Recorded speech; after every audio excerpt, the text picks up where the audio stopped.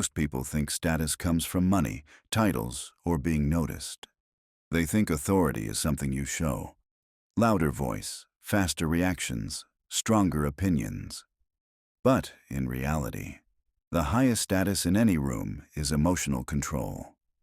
Watch carefully how people reveal themselves. The moment they feel ignored, they rush to speak. The moment they feel challenged, they defend. The moment something doesn't go their way, they react. And that reaction is the giveaway. It tells everyone, this person can be moved, this person can be pushed, this person is not in control. Powerful people don't look powerful because of what they say.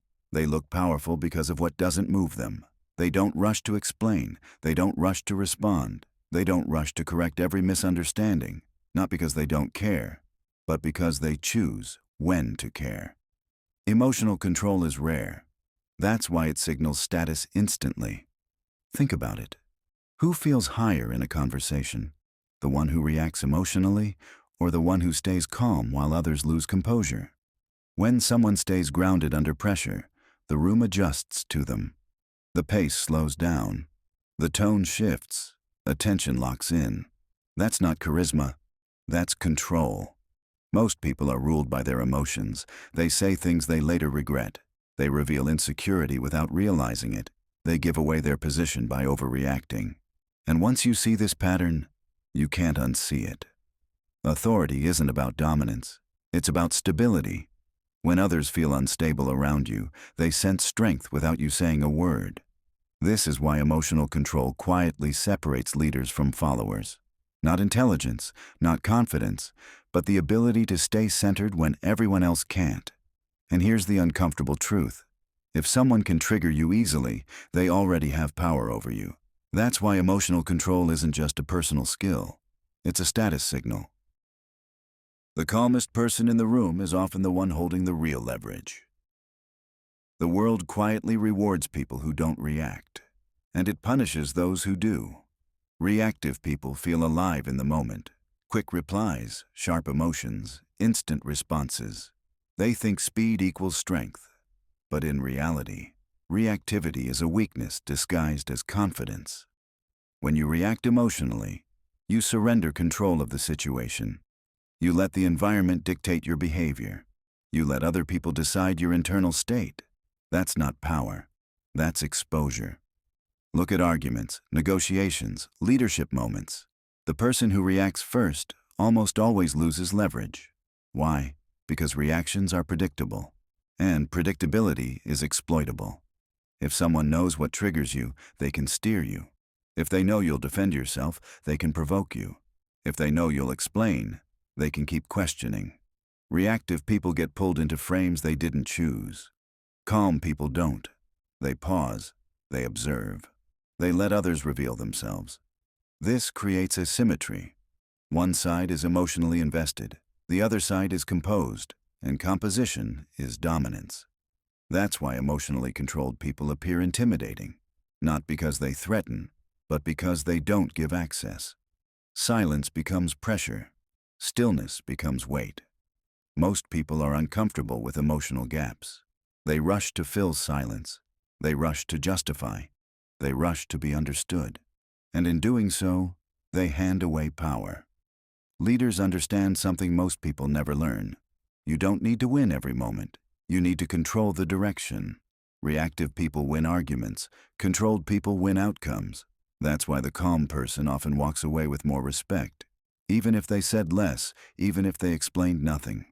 In the long game, emotional discipline compounds. People begin to hesitate before challenging you.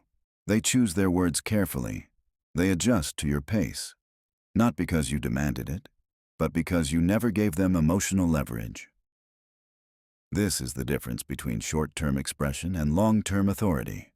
And most people trade the second for the first without realizing it. People often mistake emotional control for coldness. They assume that if you don't react, you don't care. That silence means weakness. That calm means distance. This misunderstanding works in favor of those who master it. Emotional control doesn't mean suppressing feelings.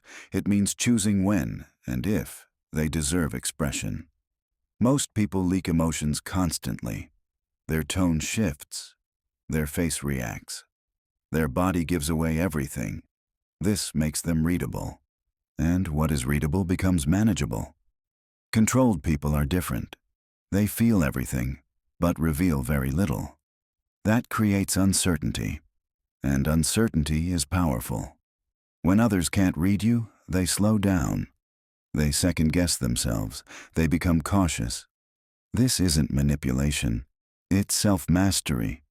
The truth is, emotional reactions are often habits, not decisions. You weren't attacked. You were triggered. You weren't disrespected. Your ego was activated. You didn't need to respond. You felt compelled to. Authority begins when reaction stops being automatic. This is why emotional discipline feels unnatural at first. Your body wants release. Your mind wants justification. Your ego wants validation. But discipline interrupts the loop. Instead of reacting, you pause. Instead of speaking, you observe. Instead of defending, you let the moment breathe. And something interesting happens. The pressure shifts. The other person feels exposed. They start talking more. They start explaining themselves. You gain information without giving any away. This is how control looks in real life. Quiet, patient, unhurried. Not aggressive, not dominant in appearance, dominant in position. That's why emotionally disciplined people often rise into leadership roles naturally. They don't chase influence. Influence forms around them. Because in a world addicted to noise, the person who doesn't need to speak automatically stands above it. And once people feel that difference, they don't forget it. Emotional control only works if it becomes embodied. Not a trick, not a mask, a default state. The mistake most people make is trying to act calm.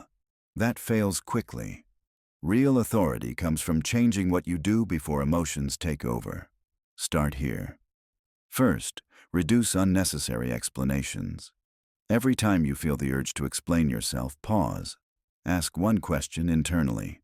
Was I actually questioned, or am I seeking approval? If no one asked, stay silent. People who explain too much slowly teach others to doubt them. People who explain only when necessary are assumed to be certain. Second, slow your responses. Speed signals insecurity. Calm confidence moves slower than pressure. You don't need to answer immediately. You don't need to react instantly. Silence buys you position. Even a few seconds changes the dynamic. Third, control your body before your words. Relax your shoulders. Unclench your jaw. Lower your breathing. Your body leads your mind, not the other way around.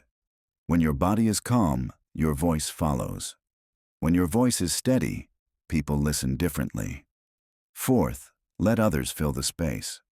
When you stop filling silence, others will. They reveal intentions. They expose doubts. They negotiate against themselves. This is not dominance through force. It's dominance through restraint. And here's the most important rule. You don't need to prove strength. Strength is assumed when it doesn't ask to be seen. The moment you stop trying to be liked, your presence changes. People become more respectful, more careful with their words, more aware of your reactions, or lack of them. Not because you demanded it, but because calm authority creates gravity. This is what separates influence from noise, leadership from attention, control from chaos. Quiet authority isn't built in one moment. It's built every time you choose not to react, not to explain, not to chase validation. And over time, something shifts. You stop adjusting yourself to others. Others begin adjusting to you. That's when you know it's working.